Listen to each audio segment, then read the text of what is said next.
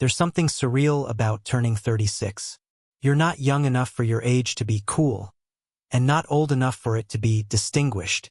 You're just in it, existing, paying bills, nodding in meetings, remembering to buy paper towels, and occasionally wondering where the guy who dreamed big at 21 disappeared to. So when Lauren offered to throw a party for me, something small, just close friends, nothing flashy, I didn't argue. I figured I could use the distraction. She booked this industrial-style loft in East Austin, the kind with polished concrete floors, exposed ductwork, and huge windows overlooking the skyline. There were string lights overhead, a rented speaker system in the corner, and a bar set up with a hired mixologist. Very not small, but that was Lauren. She had this way of pretending to play things down while secretly engineering an experience like she was producing a TV commercial. That night, she was in her element, fluttering between clusters of guests, laughing too easily, her champagne glass always full, and for a while I let myself enjoy it. I talked to friends I hadn't seen in months. I hugged co-workers. I even danced once, reluctantly, when someone put on an old playlist from college. I remember thinking, man, she really went all out for me. There was a flicker of warmth in my chest. Gratitude. I didn't notice anything was off until just after 10. I was in the middle of a story with two of my former roommates when a waiter, clean-cut guy in a black vest, the kind of detail Lauren wouldn't overlook, approached our circle carrying a tray of champagne flutes.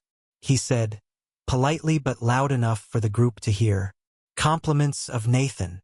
Then he leaned in slightly and handed one glass directly to Lauren, along with a small folded note tucked underneath the base. Just like that, the mood cracked.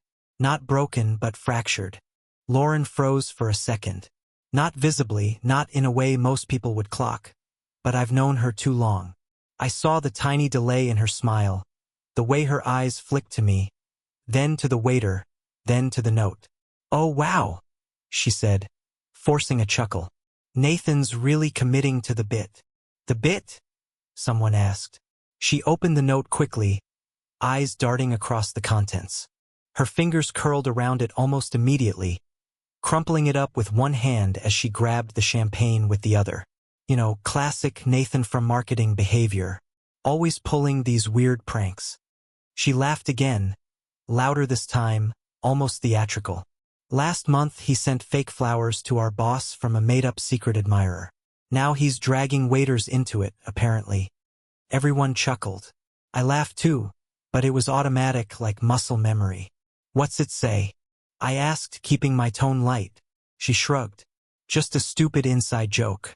It's nothing." But I wasn't sure that was true. She didn't offer to show me the note. Didn't even offer to let it lie open on the table, where a harmless office prank might have belonged. She just kept her hand tight around it, like it meant more than she wanted anyone to see. One of my friends made a crack about marketing people being the new theater kids. Everyone laughed again, and just like that, the moment passed. The conversation shifted, but something in me didn't. I stayed in the circle, nodding, smiling, sipping my drink. But behind my eyes, I was replaying what I'd seen. The note, the flicker of panic in her expression. The way she didn't look at me until the paper was already hidden in her fist. And the name, Nathan. He wasn't a stranger. I knew him, not well but enough. He was in her department, newer, younger, sharp in that startup-y way, all Patagonia vests and buzzwords. I'd met him once at a company dinner a few months back. Tall guy, too confident, asked Lauren a lot of questions about her personal life under the guise of team bonding. At the time, I'd brushed it off, maybe even admired it in a weird way. Man's just trying to climb the ladder, I had thought. But that night, in that moment, something shifted. I remember watching Lauren tilt her head back, laughing at some half-funny joke from across the table. Her hand still gripped the note tightly, hidden behind her drink. She had on this new dress, dark green, the kind that clung in places that made people stare a little longer than necessary. She looked beautiful. She always did. But now, instead of feeling proud to be next to her, I felt something else crawling up my spine. Cold awareness. The rest of the party moved like slow motion after that. I circulated, made the rounds, said all the right thank yous and smiled for every photo. But the entire time, my mind was in a loop. Nathan. Note. Lauren's smile. Nathan. Inside joke. Crumpled paper. And then there was the nickname. I hadn't mentioned it earlier, but I saw something else when she opened the note. Just for a split second, the kind of glimpse you only catch if you're standing directly beside her. It was our nickname. Ours. A silly 3-letter word we'd used since our second anniversary trip to Port Aransas. Nobody else knew it. It wasn't something you could guess. And there it was, on the bottom of that note. Not signed Nathan. Not just a generic message. It was him calling her by the name that used to be mine. The pieces didn't come together all at once. They floated, scattered, like ash in my mind. I didn't jump to conclusions. I didn't storm out or demand an explanation. That's not me. But something clicked. Something inside me that had been dormant, maybe even willfully asleep for the past few months, finally stirred. I started noticing things. Her phone always on silent. The way she tilted the screen away when texting. Her new perfume, warm and musky. Nothing like the floral tones she used to wear. How she'd started using words I'd only ever heard in marketing meetings. Like activation, and alignment, and pivot. And suddenly, her laughter didn't sound right.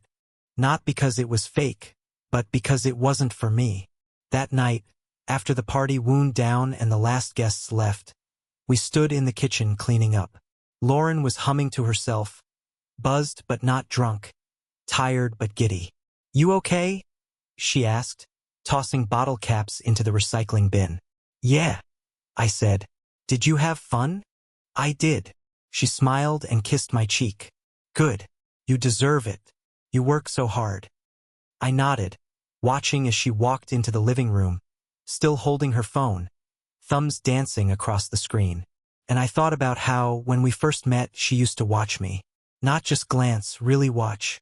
Her eyes used to stay on me like I was the only person in the room. Now she didn't look at me at all when she texted. I didn't bring up the note.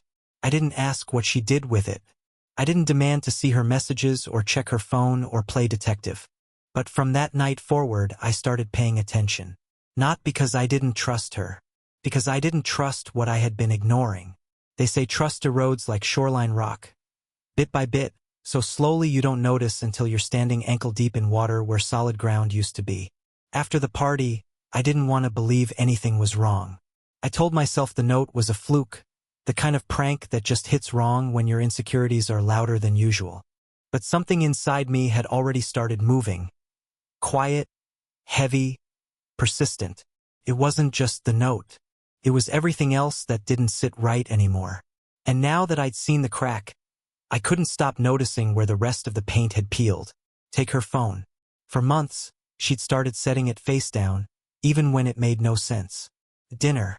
On the couch. On the nightstand. Always silent, always screened down like she was protecting it from light, or from me. First, I didn't care.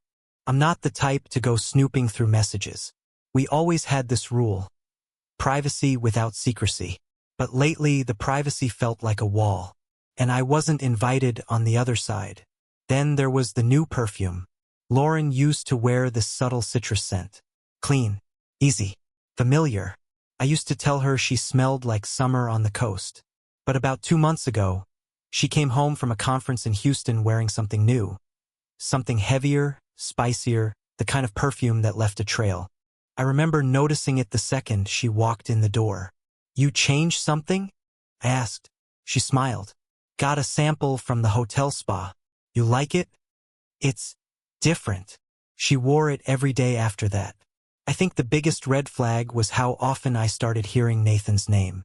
Not just in stories. In everything. "Oh. Nathan made this joke during our Monday meeting. Nathan swears the new campaign's going to crush it. Nathan says we might be getting a bonus if the client renews." First, I chalked it up to work. She was on a big launch, a fast-growing app with an aggressive team culture. Long hours, tight deadlines, high stress. She said Nathan was just another cog in the chaos. But over time, I noticed it wasn't just his name, it was the way she said it. Like he was threaded into her day. Then came the team huddles. Before, when Lauren stayed late, she'd text me during breaks. Funny memes. Random observations. One time, a blurry selfie with the caption, "Your girl just conquered the Q3 pitch deck." But lately, nothing. Just vague updates. Running behind. Don't wait up. When she got home, she always went straight to the shower. It became routine. Shoes off, jacket on the hook, a quick kiss on the cheek, then into the bathroom with the door closed. She said it helped her unwind. Said she needed to rinse the office off. I remember standing outside that bathroom one night, hearing the water run while I stared at her purse on the kitchen counter. I didn't open it. Didn't need to. Just seeing it there felt like proof I was standing outside the truth. Dinner together became rare. Her calendar filled with networking events, happy hours with vague descriptions, and brunches that never included details about who'd be there. I started asking more questions. Not accusing, just curious. But she started answering like I was interrogating her. "You don't trust me anymore?" she asked once. Halfway through a Tuesday night dinner she barely touched. "It's not that," I said. "I just miss knowing you." She stared at her glass of wine like it held a better answer than I ever could. Then there was the yoga mat. Lauren always kept it in the back seat of her car. This beat-up purple thing with a strap that kept sliding loose. She went to classes at a studio 5 minutes from our house. It was her thing, her space. But for 2 weekends in a row I noticed it was gone. "Did you switch gyms?" I asked. She blinked. "No, why? Your mat's not in the car." "Oh," she said, glancing toward the driveway like she could will it back into place. "I think I brought it inside, but it wasn't in the house. Not in the entryway closet. Not in the garage. Not in her trunk." A week later, I checked her ClassPass app on our shared iPad. She hadn't checked into a single yoga class in over a month. I stared at the screen for a long time. Not angry, not hurt, just numb. The day everything started clicking into place, I found a receipt. It was in the laundry. She'd left a blazer hanging over the back of the chair. When I grabbed it to take upstairs, the receipt floated to the floor like a feather. 2 glasses of wine, a charcuterie board, 1 espresso martini. The name on the receipt caught my breath. Margot and Vine. It was a wine bar in Brentwood, our old neighborhood where we used to live before moving closer to downtown. We hadn't been there in 2 years. Not since we celebrated her promotion with a bottle of red and a 2-hour talk about starting a family someday soon. I remember staring at the name like it was a trigger word. Why there? Why now? When I asked her about it later, casually, she shrugged it off. Said she grabbed drinks with some of the girls after a client win. But I knew her friends. None of them lived out that way. None of them liked that place. I didn't say anything. Not then. Instead, I went upstairs that night and laid in bed beside her, watching her scroll through her phone while I stared at the ceiling.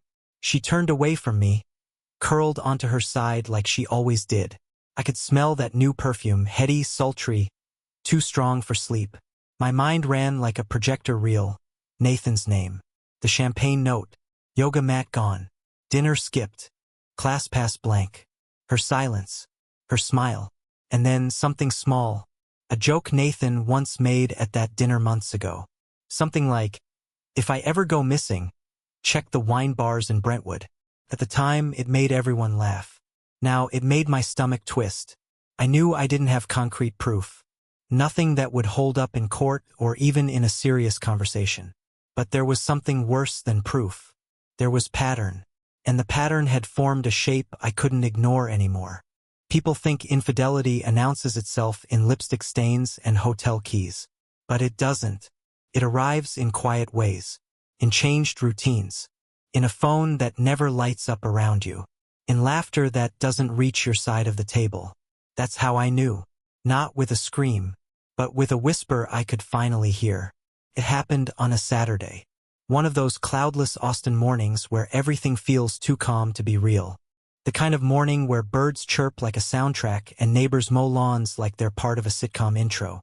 I remember watching Lauren pour herself coffee in the kitchen, humming along to something on her phone. Probably a podcast, maybe a playlist. It was the first time all week she hadn't seemed tense. She was wearing leggings and a sports bra, hair pulled back, yoga mat slung over one shoulder. The mat was new. I didn't ask why she suddenly had a new one. Going to the gym? I asked. She nodded without looking up from her phone. Yeah, gonna hit a Pilates class and maybe do some treadmill after. You want me to make us breakfast when you get back?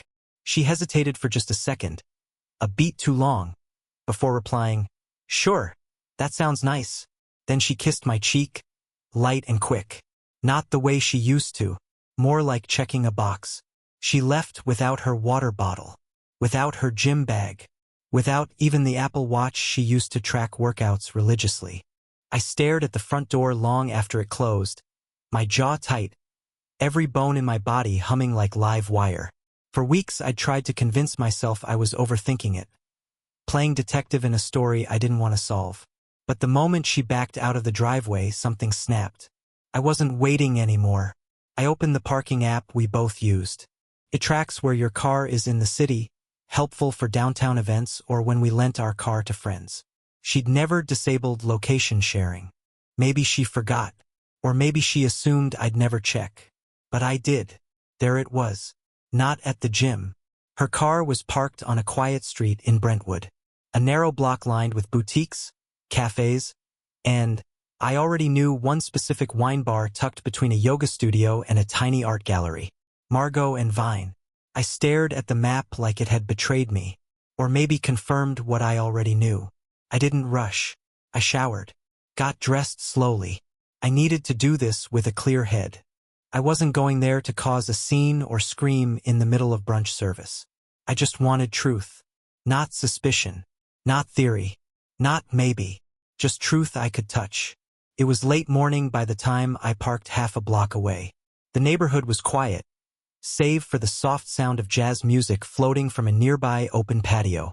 I walked the last 100 feet with my heart pounding like a drum inside my chest. Margot and Vine had floor-to-ceiling glass windows. A modern interior, clean lines, soft lighting, everything designed to make you feel like your problems didn't exist for an hour. And there they were. I didn't have to squint, didn't have to doubt. Lauren and Nathan sat at a table near the back, 2 glasses of wine already half full, her hand resting lightly on his. Not an accident, not a coincidence, not a work meeting. Her eyes weren't guarded. She was laughing at something he said, the kind of laugh that curls a little at the end, the kind I hadn't heard in months. His hand traced the inside of her wrist like they were on their 3rd date. Comfortable. Int asterisk mate. I watched them from behind a tree just outside the window, shielded enough not to be seen but close enough to see everything. I wasn't even angry in that moment. Not in the way people expect. I didn't want to kick the door in or scream her name. I just felt hollow, like watching a stranger wear my wife's face. Then came the kiss. He leaned in slowly, confidently. She didn't hesitate. Their lips touched like it wasn't the first time, soft, practiced. She smiled afterward, brushing hair from her face the way she used to with me. And then, without even looking around, she stood up. They left together. His hand found the small of her back as they walked. Her head tilted toward his shoulder like they were slipping into a world where I never existed. I followed at a distance. They didn't notice. Why would they? They walked to his car. A black BMW parked a few blocks down. And as he unlocked it, she turned toward him and kissed him again, longer this time. Not stolen. Not nervous. Just certain. Then they got in. Together. I didn't follow them after that. Couldn't. I walked back to my own car in a daze, hands shaking so badly I nearly dropped my keys. I sat behind the wheel for almost an hour without starting the engine, replaying the scene over and over like a broken record. That was it. The point of no return. I thought back to every lie, every vague excuse, every time she turned her phone away, every, I'm just tired, every skipped dinner, every fake yoga class. It all fit now, like puzzle pieces that had been scattered on the floor for months, now assembled into a picture I didn't want to see. I drove home in silence. When I got there, she was already back. She was in the kitchen, hair damp from a quick rinse, wearing a different hoodie than the one she left in. She was texting someone, Probably him. She looked up and smiled. Hey, sorry I was gone so long. The class ran over and then I swung by Whole Foods. I didn't respond. I just nodded and went upstairs. That night, she curled into me like nothing had changed. She even asked if I wanted to watch something. You pick, babe. I said I was tired. I lay beside her in bed, staring at the ceiling while she drifted off. Her breath evened out. The weight of her arm rested gently across my chest. I didn't move. Inside, my entire world had shifted. But outside, I didn't show anything. Because I needed time. Not to process, I already knew, but to plan. There's a strange kind of peace that settles in once you stop hoping. Not the kind that comes from resolution or forgiveness or understanding. I'm talking about the stillness that arrives when you finally accept the truth you've been dodging for weeks, or maybe months, and realize that nothing's going to be okay. Not in the way you once thought. That was the place I was in when Lauren suggested the trip. She brought it up 2 days after I saw her with Nathan. I hadn't said a word. I hadn't changed a single part of my behavior. If she noticed the difference, she didn't mention it. Maybe she thought the lie still held. Maybe she assumed I was too afraid to ask questions. Or maybe she just didn't care anymore. Honestly, I don't know which would have hurt worse. We were eating takeout on the couch, something from her favorite Thai place. She was scrolling on her phone, legs folded under her, talking about a team at work that missed their metrics. I was barely listening. My mind had become a machine, quietly organizing memories into boxes marked before and after. Then she looked up and said, "Hey, what would you think about getting away for the weekend?" I raised an eyebrow. Getting away? Yeah, just us. Somewhere quiet. I found this cabin in hill country, rustic but nice. Private. I feel like we need it. You've been so distant lately. I almost laughed at that. I've been distant? That's rich. But instead I nodded slowly. Yeah, maybe we could use the break. She brightened. Exactly. Just to reset. Clear our heads. Unplug. Maybe drink some wine by the fire and talk. Like really talk. I didn't respond right away. I looked at her. Really looked, trying to imagine the version of myself who would have welcomed that invitation. Who would have believed it meant healing instead of burying something deeper. But that guy was gone. Still, I said yes. And I wasn't doing it to save us. I agreed to go because I needed to be alone with her long enough to let go. Fully. Not with screaming or confrontation. I didn't want her crocodile tears or her twisted logic or her half-hearted apologies. I just needed to look at what we were, what we'd become, in the quiet. Strip away the noise. Watch it fall apart in real time. We left Friday after lunch. Lauren packed snacks and playlists and a bottle of red she said she'd been saving. She wore her favorite road trip hoodie, the one with the thumb holes and soft lining, the same one she wore on our anniversary trip to Santa Fe. She chatted the whole way down. About work, her sister, a weird dream she had. She even brought up a vacation we'd once planned but never taken, casually asking if I still had the itinerary saved in my email. I just nodded and smiled where appropriate. From the outside, we looked like a couple who still fit together. But inside, I was somewhere else entirely. A kind of funeral in my chest, watching the slow burial of everything I used to believe about her. The cabin was nicer than I expected. Wood-paneled walls. A real fireplace. A view of the lake just down the hill. She picked it well, maybe too well. It had that curated air that made me wonder who she'd imagined spending the weekend with when she booked it. Nathan? I shook the thought away. Not yet. I didn't want to poison the silence with his name. Not here. That first night, we cooked pasta and opened the wine. She lit candles and put on a Spotify playlist titled Cozy Nights.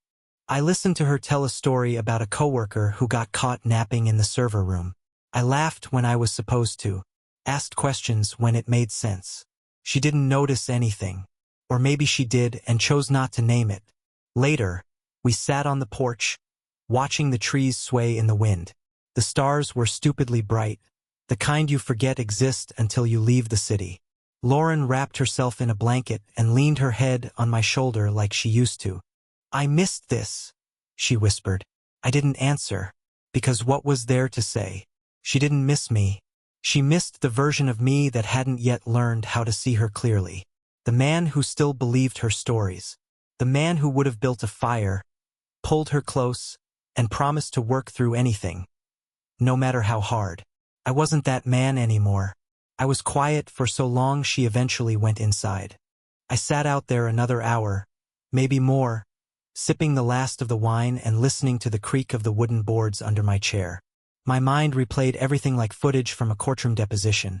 The kiss outside the bar, the fake gym trip, the deflection at the party, the yoga mat that never existed.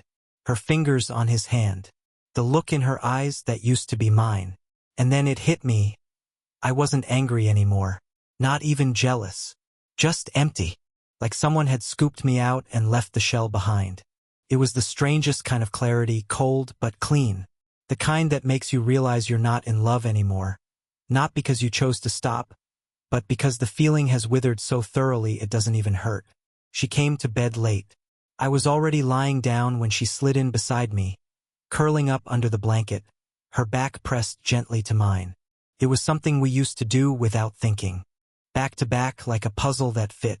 Now it felt like contact with a stranger. I didn't move, didn't flinch. I stared at the ceiling in the dark, counting slow breaths, remembering every single version of her I used to believe in. And silently, I said goodbye to all of them, one by one, like closing folders on a hard drive. The girl I met in college. The woman I married. The partner I thought I had.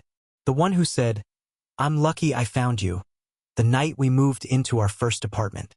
The one who cried when we almost adopted a puppy and changed her mind at the last second. The one who whispered, "I'll always choose you," when we got into that terrible fight 3 years ago. Gone. All of them gone. What remained was someone who could sit across from me, eat pad thai, and suggest a reset trip just days after kissing another man. Someone who could scroll through Instagram while pretending to rebuild something she'd already set fire to. I fell asleep sometime before dawn, not from exhaustion, but because my body simply shut down. Couldn't hold the weight anymore. When we woke up the next morning, Lauren smiled and asked if I wanted to hike before checkout. I said sure, because closure, I've learned, doesn't come in one moment. It comes in 1,000 small ones. Some of them wrapped in silence, others disguised as kindness. I wasn't hiking for exercise.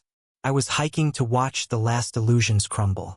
We didn't talk much on the hike.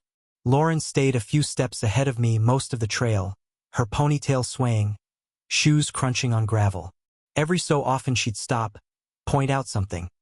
A twisted tree branch, a hawk in the distance, some wildflowers she pretended to know the names of. I nodded, said the right things, but mostly I was just watching her like you'd watch a fading photograph, already aware that the edges were starting to blur. We reached the ridge just before noon. The view was wide and quiet. The lake stretched out below us like glass. She sat on a boulder and patted the space beside her. I joined her. For a while, we didn't say anything. I could feel the sun warming my back, hear the wind rustle the trees. It should have been peaceful. It used to be. But now, even silence with her felt crowded. She turned to me and smiled. "This is good, right? Us getting space?" I just nodded. "Sure." She stared out at the water. "I've been thinking a lot lately. About where we are. About how things have felt kind of off. Off, I thought. That's one way to describe betrayal. "I know I haven't been easy to be around," she went on. "And I know work's been a lot. But I want to get back to us. I really do." I didn't respond. I just studied her profile, the curve of her nose, the freckles on her cheek. She looked exactly the same as she did the night I fell in love with her. And yet now she felt like a stranger. Eventually, she sighed and stood. "We should head back before it gets too hot." I followed her down the trail without another word. That evening, after a quick dinner and even quicker cleanup, she curled up on the couch in the cabin's small den, phone in hand, scrolling with her thumb like she always did. The fire crackled in the hearth, flames dancing, logs shifting. It should have felt warm. Didn't. She didn't look up from her phone when she spoke. "You remember that lake house we stayed at our first summer together?" "Yeah," I said quietly. You tried to cook fish on the grill and nearly set your hoodie on fire. I chuckled. You dumped a whole beer on it to put it out. Desperate times. For a moment we both smiled. Not at each other, but at a memory that felt like it belonged to other people. I miss that, she said. I miss feeling like you were home. I watched the flames.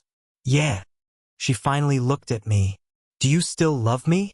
I felt the question settle between us like dust. Could have lied. I could have told her what she wanted to hear. But there's a point in grief where lies don't serve anyone. They just delay the moment of burial. I think, I said carefully, I love who I thought you were. She flinched, barely, then turned back to her phone. That's fair, she whispered. The rest of the night passed in silence. When it was time to sleep, she crawled into bed beside me, her back to the window, mine to her. Between us, the space was wide. Not physically, just emotionally. There was a time when I'd roll over and wrap my arm around her waist without even thinking. That night, I didn't move. I lay there with my eyes open, staring at the faint outline of the ceiling fan spinning overhead. The fire had gone out. The air had cooled. And I realized this was the moment. Not a dramatic blow-up. Not a slammed door. Just this, two people in a bed, one of them holding on, the other already gone. I thought about how we used to talk in bed. Long conversations, stupid jokes, whispered dreams at midnight. I remembered how she once told me I felt like gravity to her. Like being near me made everything settle. And now I was weightless, untethered. I closed my eyes and, without saying anything out loud, I said goodbye. Not just to her. To all of it. The plans. The promises. The idea that love, if you just worked hard enough, could outlast anything. Turns out it can't. Not when one person leaves while the other is still holding the door. I woke up early the next morning and watched the sun rise over the lake through the bedroom window. Lauren was still asleep, curled into herself, hair across the pillow like a spilled shadow. She looked peaceful, and I felt nothing. No urge to kiss her shoulder. No ache in my chest. Just the quiet confirmation that whatever we had was over. Not in anger, in acceptance. When she finally stirred and blinked at the sunlight, she smiled. You're up early. I nodded. Couldn't sleep. She stretched and reached for her phone. Back to the screen. Back to the scrolling. By the time we packed the car, I had already made the decision. We drove back in near silence. She played a podcast halfway through, something about personal growth and relationships.